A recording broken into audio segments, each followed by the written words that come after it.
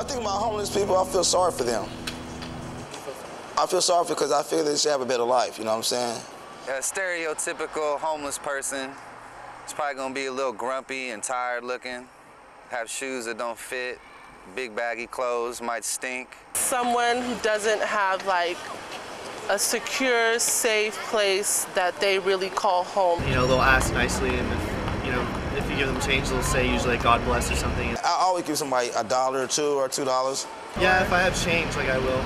But yeah, I really won't like take out my wallet. But if I have change, I like will, because I hate carrying change anyways. If we pull up to a stoplight, there's people who are asking for money. If we go to a park or anywhere, there's something that is pretty much in your face.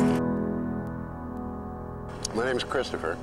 I've been homeless now, technically, for about a little over a year and a half. Just prior to that, I was a property manager. My name is Melvin Ross Jr. At the present time, I'm homeless. I had a thing, I like to sleep in cars, right? I would walk 2 or 3 miles till I found an open car that I could sleep in, seriously.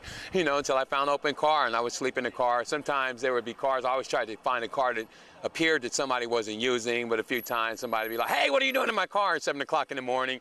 Get out, you know. I'm Mackenzie, and been on the road as a traveler for a couple years now. I used to have an apartment. I used to have a job. I used to do a 9-to-5 grind. I don't know the details surrounding the circumstances of certain individuals that are homeless, you know. One of the first things that comes to mind is like drug addiction. I'm not sure if it's what causes homelessness or if homelessness is the cause of drug addiction, but it seems it's really common to both go kind of hand in hand. People become homeless because they want to be homeless. Because some people didn't graduate from high school, can't read and write, can't get a job. I was general manager for a private partnership in East Oakland. What ended up happening was that the owners of that property, my employers, or I was actually a contract, not an employee, turned out to be what would be generally known as slumlords. They were breaking laws, and they were mistreating people. A staffer on the city attorney and of the city began to investigate them because of complaints and charges. And when I became aware that that investigation was underway, I came forward. I couldn't afford an attorney, so I had to act on my own behalf, and I'm not a lawyer. Eventually, they basically forced me out, and I had no money, and I became homeless, where I've been for a year and a half trying to get it back together. In the late 80s and early 90s, I was a drug addict. You know, I was addicted to primarily heroin and then crack as well. And because of my drug addiction and the lack of responsibility, I used to live in People's Park because, you know, this was a haven for drugs where you could sell drugs to support your habit. And I was a thief and I would steal. So my family didn't want me, you know, at their house because I was a thief. I was a drug addict. This journey started about at the age of 8. So, been hooked on all different type of drugs, but my drug of choice was morphine, heroin, cocaine, crystal meth, marijuana, and alcohol, and all the above. So I just recently got out of federal and state prison for multiple bank robberies on September the 27th, 08.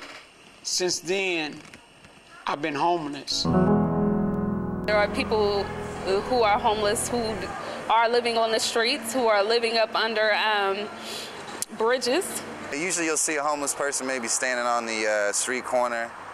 We'll visit Berkeley and stuff like that. Our friends like live there, and you'll see like, People's Park, and like they'll stay there during the day, and then they sleep outside of it, like on the street right there. And that's pretty much what I think homeless is.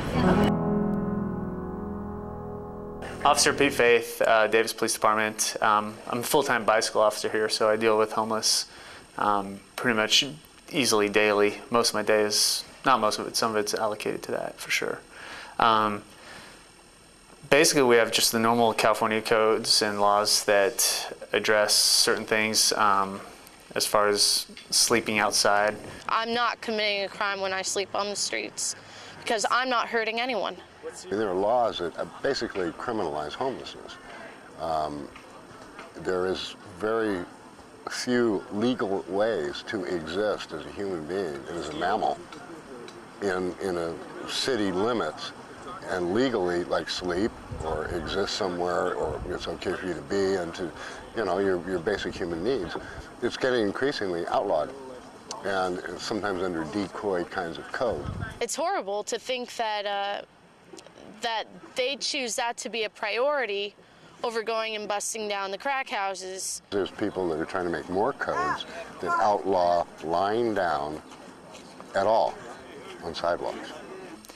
We have a couple no camping city codes that basically prohibit camping in parks and open spaces that are maintained by cities. For instance, I went to an area at one point last summer when I was sleeping on sidewalks.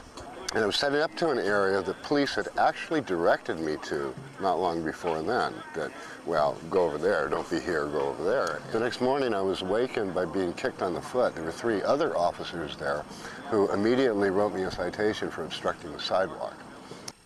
I think I lead the world in citing them with tickets, but it's done on a professional level, and as long as you're consistent and they realize where you're coming from and what you're trying to accomplish and what you're trying to do, and that's in their best interests. Now, when you get cited for that, you either have to pay a fee, like any other kind of ticket, or you can go fight it. But that means going all the way over to downtown Oakland, going to a court appearance, doing that whole deal.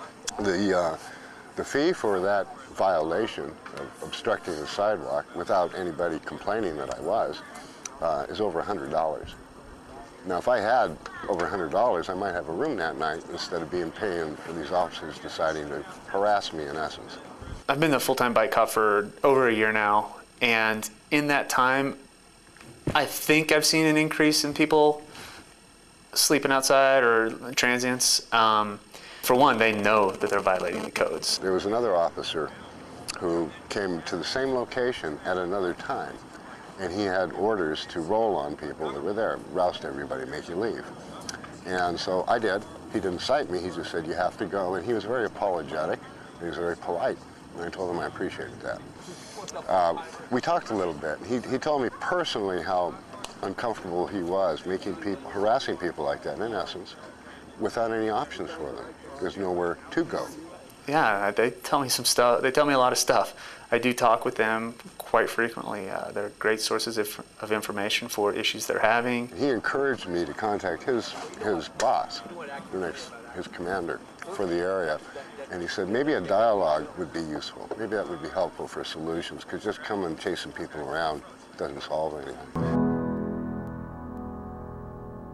I just believe that there should be more done as far as helping people get on their feet and getting them in a better situation. If I'm seeing more homeless people, there obviously needs to be maybe more programs or more support or something.